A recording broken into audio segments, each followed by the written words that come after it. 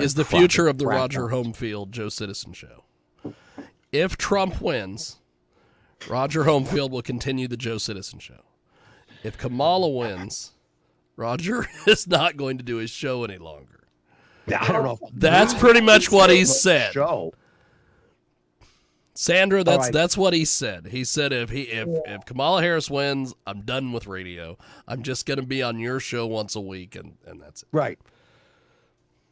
So. Well, I don't know. I think if he wins, see, even she thinks if it's he good. wins, I am going to be on television because he's starting to, with Elon Musk, he's starting more ways of putting him and his crew and his people on television. And so I think there's going to be a place for me. That's what I'm plotting and planning. And the Sandra Lee show. The Sandra Lee show. There we go. So we've got Sandra Lee, we've got Roger Homefield, we have IQ Rizzoli, at least for this first hour. Well, where is I see his moniker there, but I think IQ is watching results, and he's got us paused, and I think he will tap in whenever he taps in here. So it is technically the four of us, but it is technically just the three of us. Here's the thing. I don't want Kari Lake to win. That's the only one. That's the only one that I don't want to win. Why? Why not? Oh, I've never liked Kari Lake. I've always thought she was a Judas. You don't like Kari Lake? Because she was an Obama supporter, and then all of a sudden she realized, hey, there's money in being a right-wing conservative. And then all of a sudden she became a right-wing conservative. I'm like, come on. Well, we need her vote in the Senate. We can't lose that seat. See, I knew bringing this up, I would get attacked from both sides. Well, no, but you know, you have to understand people change their minds in politics. I think she's genuine. You know, look at all the people who've moved over to Donald Trump, and they were Democrats. Well, you know? and this is the thing that I've always said about the whole Trump thing. Trump was a Democrat way before he was a Republican. But so was I. So, a different breed years ago. And then let's see what else. There's so you know what I think is kind of funny is that with this whole president, deal. You notice that J.D. Vance and Tim Walz have just kind of disappeared. And people are just talking about Kamala and Trump. And I'm like, oh, this is odd. The VP's just kind of vanished. Well, I'm like, what happened to those two guys? With a vice president. Most of the vice presidents that I've observed in my lifetime fade into the background. They're not star. But they really don't do anything. In the administration. And Kamala didn't really show up much. She was more of a background figure during the Biden administration. And all of a sudden they pulled her out of a hat. It's like, really? That was the strangest thing in the world, that they were going to run her for president. The whole thing is so bizarre because, it's like you say with the vice presidents, they just disappeared. But, well, normally, that does happen a lot, Sandra. You're right. But in this case, we're talking about somebody that would be the next in command. And this guy is a complete Fruit Loop that has all kinds of connections with communist China. But nobody knows anything about that because there was only, a couple of month runway with this whole, we've got a new ticket now. The Democrat, there's always let's do this. Let's do that. Mail-in ballots. COVID, mail-in ballots. Joe is sick. We got to have a new ticket. You're always rushing some new stuff upon us. Is that what you're talking about? Say again, dear? Are you talking about Kamala's VP pick? Yeah. I mean, the fact that, that they're not normally front and center. And she's a lunatic. They're both lunatics. They're both lunatics. That's awesome. They both are.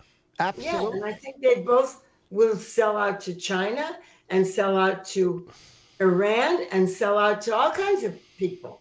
They're lunatics. I think he's even worse than her. That's the whole point, is that you've got, it's They're both so far left. It's really beyond comprehension. And because of the fake news and because of the partisanship where the news is backing the crazy Democrats, no matter how far left they go, they just have normalized it to the public, and the public either doesn't believe it or they don't care or they're just numb to everything. This is a real phenomenon. I mean, the whole Trump derangement syndrome thing into itself is a phenomena where the people have been brainwashed for 10 years to the point to where you talk about Trump, or they mention Trump, they get so angry, they're just so angry you would think that Trump had come over to their house and killed their dog in front of them. So they have no idea why they really hate Trump that much. Oh, well, what policy thing? If you asked them that, they probably wouldn't even be able to name one. So how could they possibly hate Trump that much unless they were literally driven to this psychosis of 10 years of brainwashing and bona fide Trump derangement syndrome? Well, that exists. I would have never believed. But have you not noticed? Yes, go ahead, that Sandra. There has been a shift, a serious, significant shift, and one that we can celebrate to some degree, that people on the other side, Democrats, lots of them, independents, lots of them, people who used to be on the other side or a different side, are coming over to Trump. That's really happening. That's why I think it's the last. But there is evil on the other side. And my concern is that there's no possible way to have an honest election. I don't know if we can pull it off. That's what I'm nervous about tonight. I'm not nervous that Donald Trump didn't get enough votes or enough votes or enough support.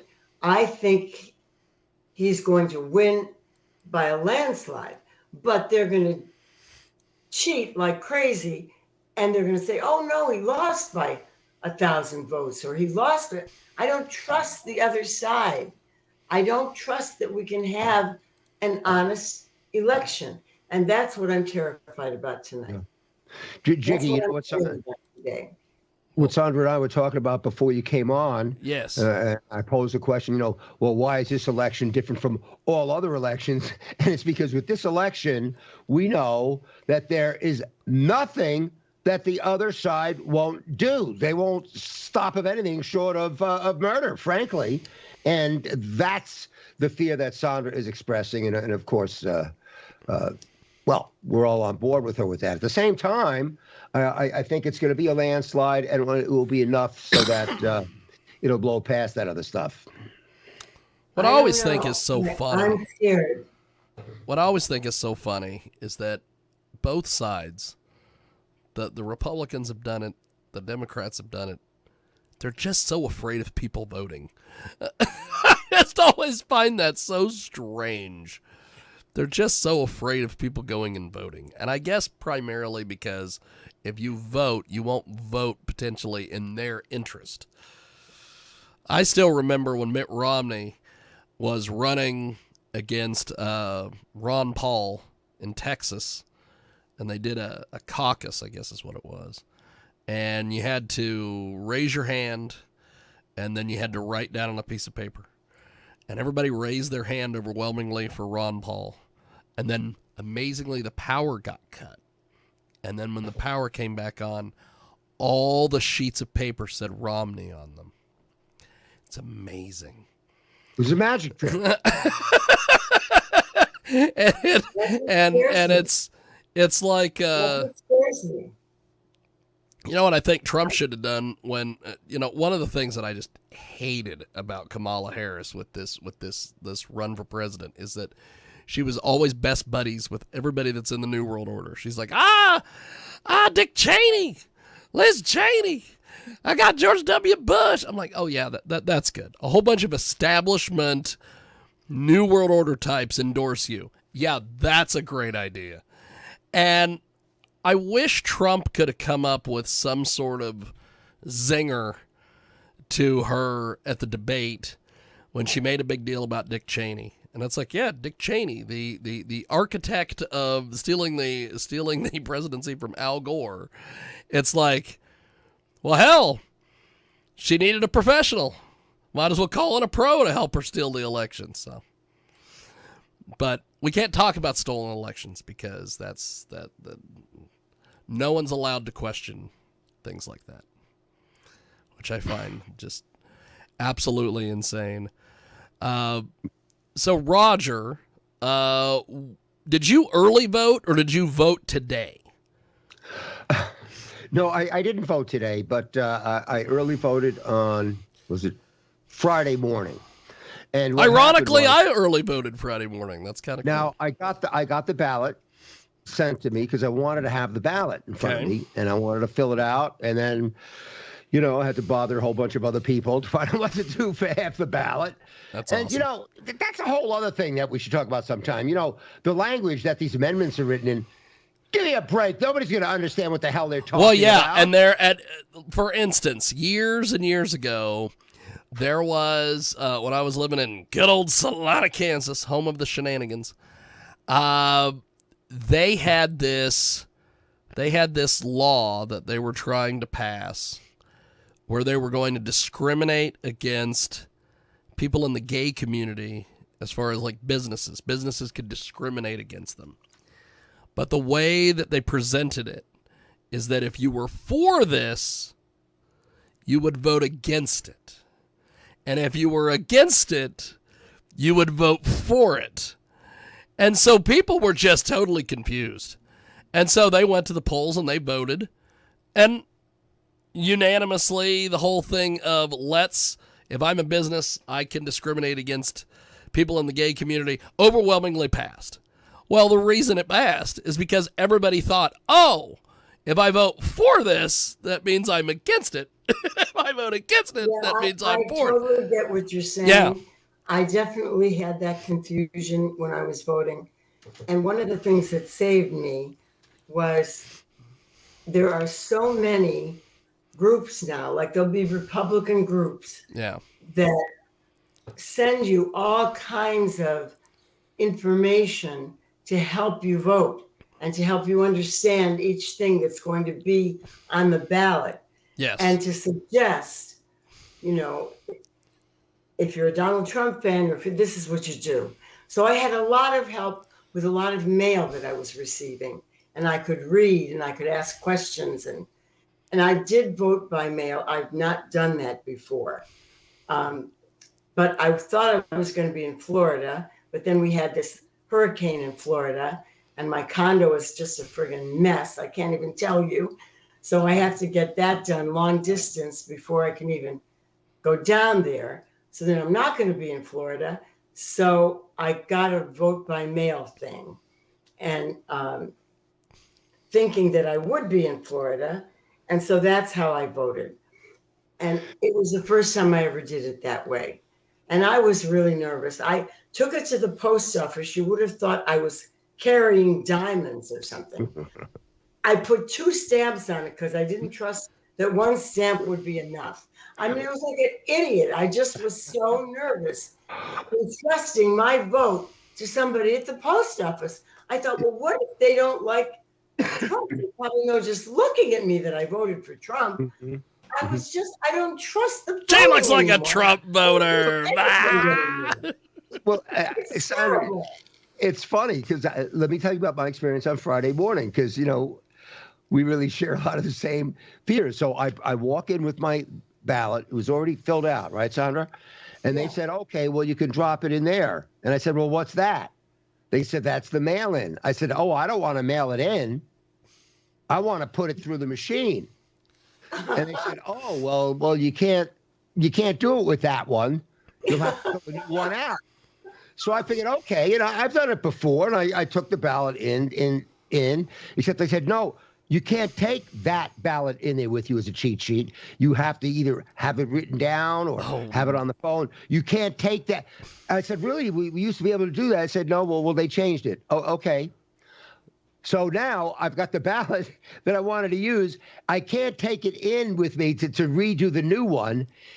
And I didn't have my freaking reading glasses. Oh my gosh. So it was a misery. And for 25 minutes, I'm trying to see what I had on the phone. But the point is, the punchline of the story with me and Sandra is that we went through great lengths and angst about getting our vote in. Yeah. Absolutely. And see, this is the thing. They make it so hard for people to vote. It's just such a mess. Yeah. And I know that, it's real easy to blame one side or the other, but I look at it this way. I blame both sides because they're both at fault for making this as hard as humanly possible for people to vote. My favorite is the going and voting and you're registered in two different areas. I remember when I lived in Salina, I drove to McPherson on election day, and I hadn't lived in McPherson in several years. I drive to Mac. I go in with my mom to go vote somewhere, and they see me, and they're like, "Oh, we've got you a ballot." I'm like, "No, I've already voted." Now, really? We can't fix that problem? It is just such a mess. But I will have to say that I wished that we had a camera person just following Roger on his way to go vote that day. That would have been comedy gold. And I'm wearing following you around. Because I was on the way to softball, so I had the full uniform on. That was a surprise. No, you can't go in with that. You can't use it. First, you can't use it. You can't go in with it. Yeah, no, that was tough. But a lot of people really, now that I think back though, Sandra, for previous election cycles, when we would stand online on election day, it was always not easy to vote. I mean, you really had to, it was work. You had to be persistent to do it, it seemed. And we were. Hopefully this time it's going to work out better. Yeah, Sandra.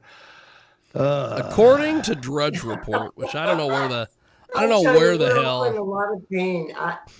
I think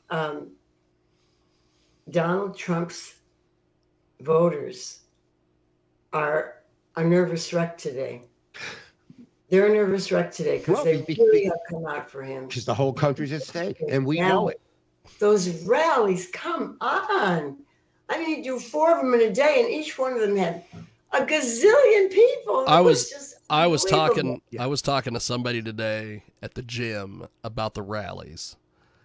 I don't know who talked him into not hiring Charlie Kirk to do these rallies, but there was a rally the day that RFK endorsed Trump.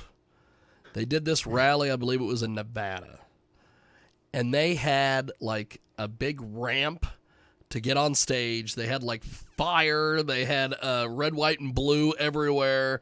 They had a band. They had pyro.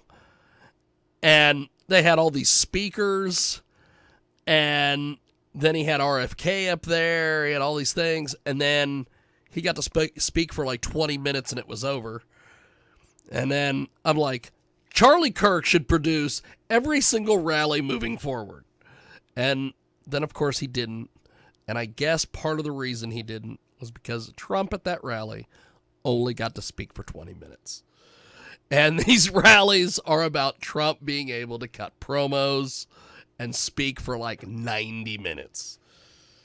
I'm so glad he gave up those weird things he was doing during the month of August where he would, in the middle of the day, show up, he did the deal where he showed up at the Mexican restaurant in Nevada, and he talked with, I'm like, what are you doing? I'm so glad someone talked him out of doing those, because he was doing those for a while, and when I was sick with pneumonia and I was laying on the couch, I would see these things pop up on YouTube. Oh, Donald Trump's getting ready to speak here, and I'm like, oh, okay, I'll tune in. And it was him, at a Mexican restaurant in Vegas. And I'm like, what? What is this? And then there was another one where he was, I don't know if he was near the border, at the border, I don't know what it was. but it was hot as balls. Everybody was getting sunburned. And I'm like, what are you doing? So I'm so glad whoever talked him out of doing those, they deserve a raise. Because let's go back to the rallies. James, I'm surprised at you. Well, I like the rallies. I like when he goes out there and he does the rallies. It's utterly charming. And a lot of people love that he did all of those things. He would show up almost anywhere and wind up being whoever was there, their best friends. He's very well, yeah. I just thought his message was a lot better at the rallies because he could get up there. It was fun when he went to McDonald's and the McDonald's thing was great. The trash truck was great. I had always trash truck was fabulous. I was always hoping that with the McDonald's thing he was going to get the shake machine to work. Because that's always the big thing. You pull up to McDonald's and you're like, I want a shake. And they're like, our shake machine is down. And I'm like, that would be the perfect campaign thing. Donald Trump can fix the shake machine at McDonald's. What is he going to be able to do for the United States? Save the world, yeah. Well, I am 100% pro Donald Trump. And I almost never see anything that he does that I don't approve of. So Roger, I enjoy him. Once in a while I see him do something and go, people are not going to like that. Well, yeah, but I lived in New York a long time, and I'm used to that New York thing. I'm not offended by it. Whereas a lot of people right anyway. in the country could be. It's a little rough around the edges, but he also can be at an event with a tuxedo on and be as sophisticated and as intelligent and as well-spoken as the top man in the room. I like that about him. He can go in any world and fit there.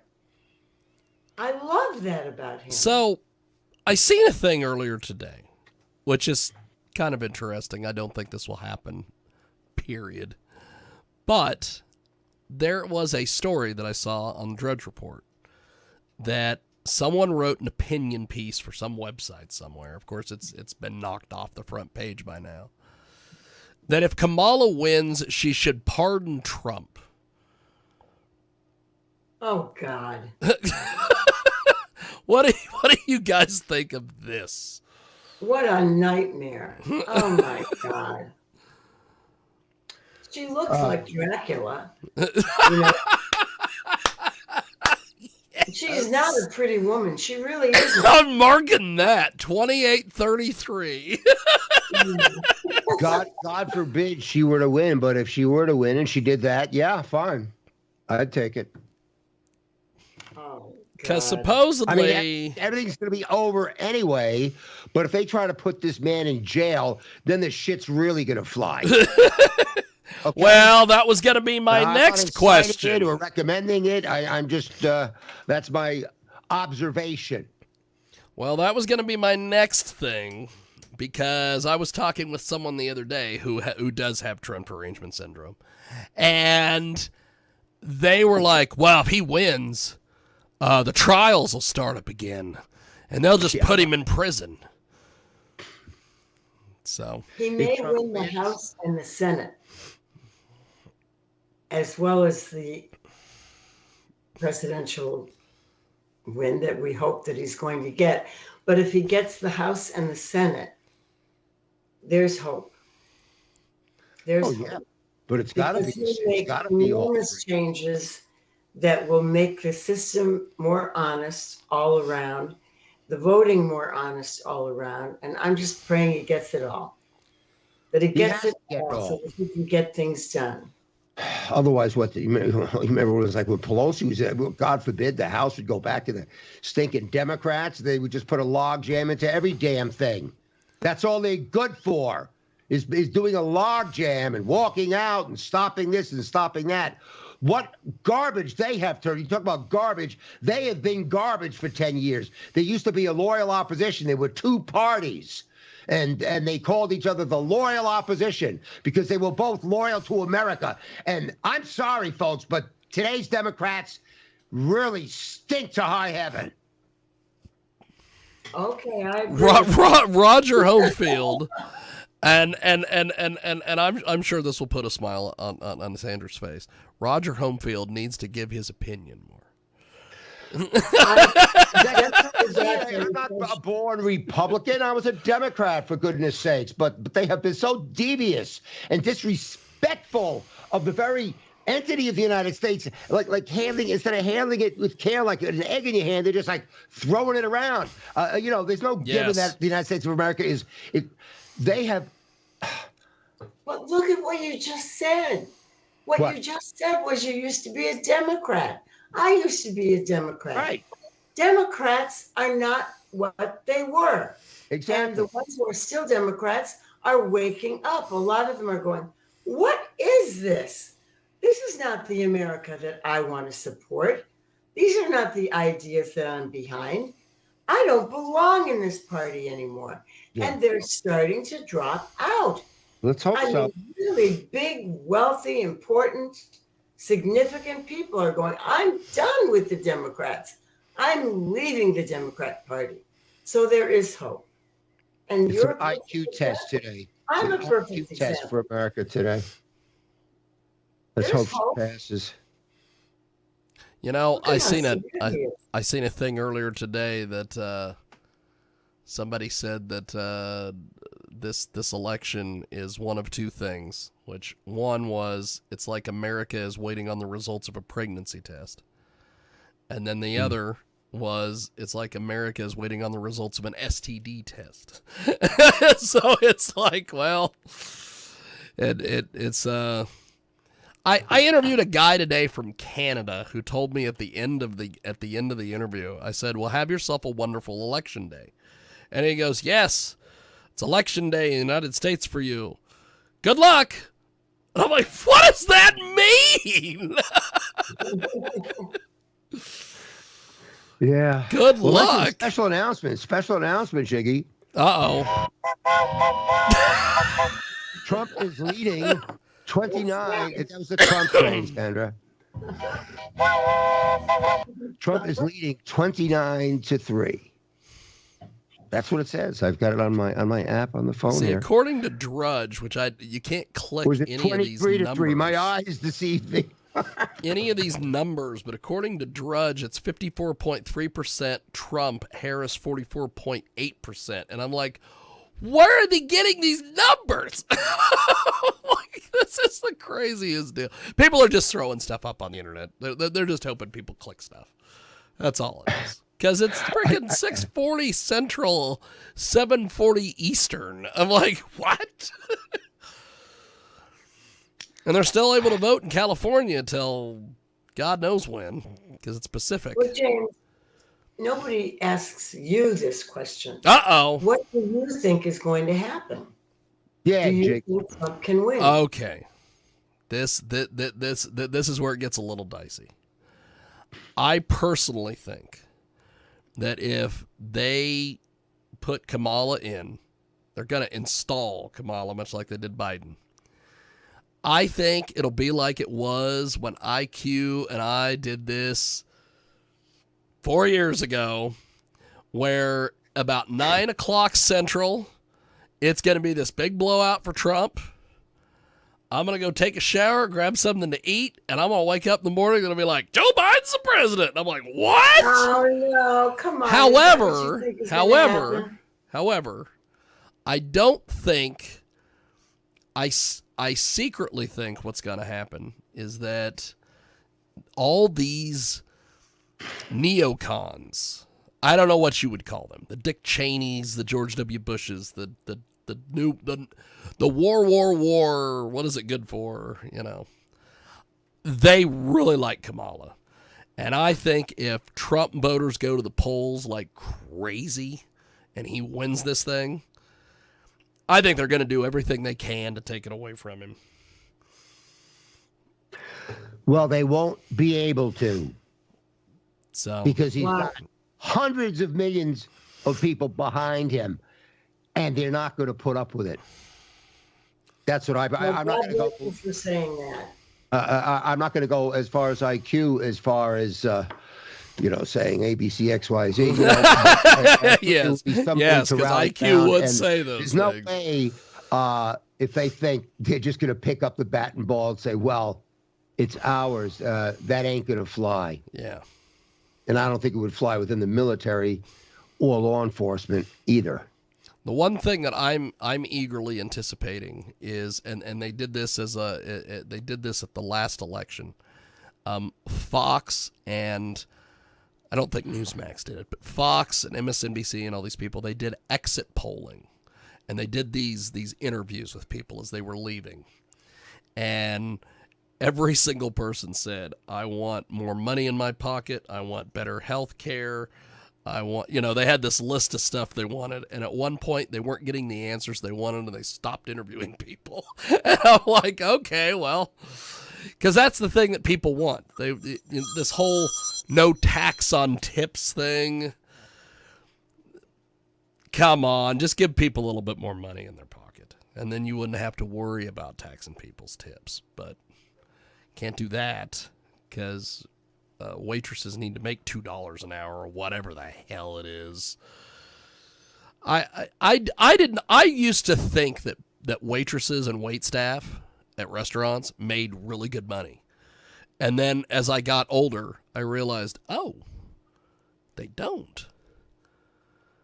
And it's just like, for instance, you go to IHOP or whatever the hell, it's $11. And I'm like, after I pay for the food, I don't have any money to give them a tip. It's like, I don't know. And I think that's kind of funny too, that Trump comes up with these ideas, and then immediately Kamala's like, "Oh, I'm doing them too." I'm like, really, guys? Come up with some of your own ideas. It's just like, come up with some ideas. Absolutely pathetic.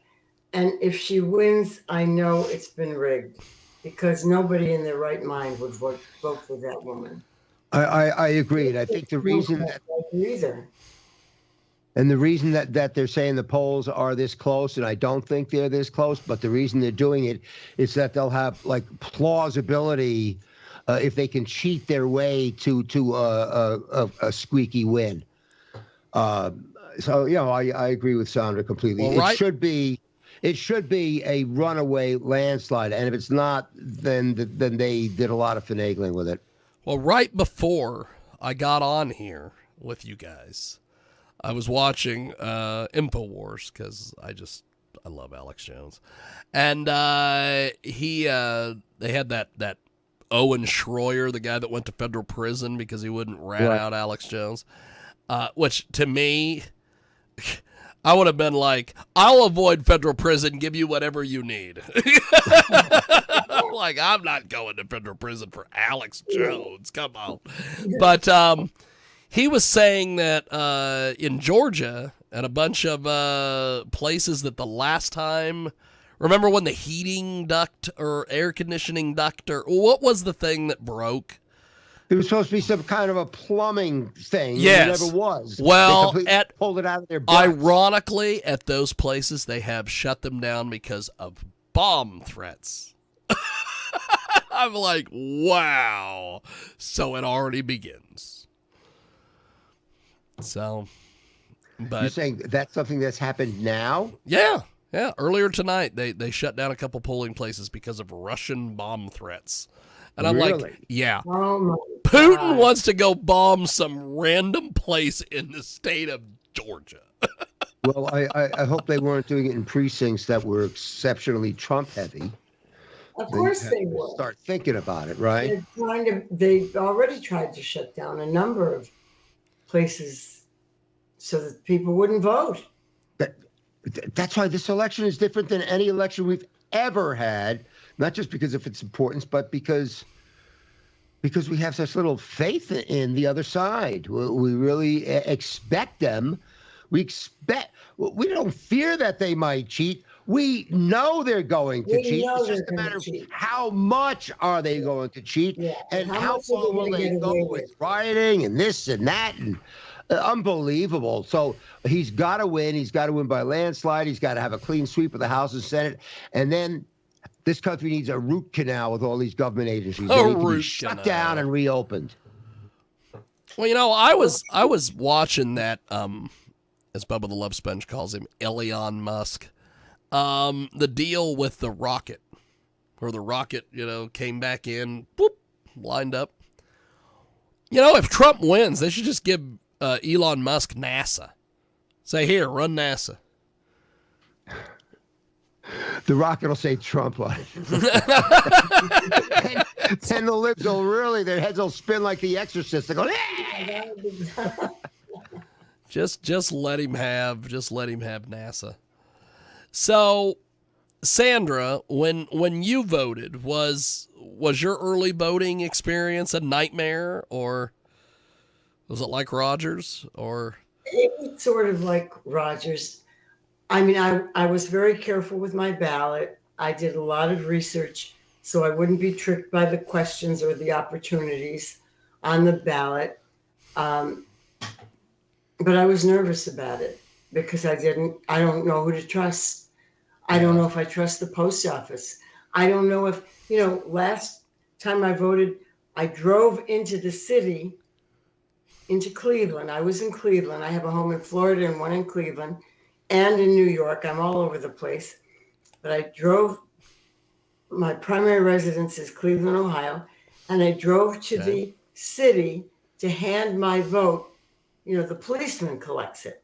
Yeah. You have to go into the city of Cleveland if you're going to hand it to the policeman. And I'm thinking, well, how do I know I trust the policeman?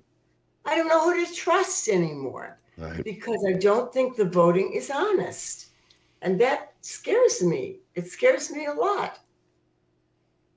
But this time, Trump is no dummy. He's not walking into something he doesn't understand.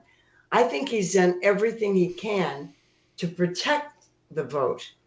And I think he feels he's done enough that, yes, there's going to be cheating, but he thinks he's going to win anyway. Right. Oh, yeah. He thinks if how can they screw me if I just have all these people go vote? Plus And something else. If he wins, one of the first things he's going to do is change the way voting takes place. I guess the way France is doing it is one of the ways that he's admiring. All done in one day and not all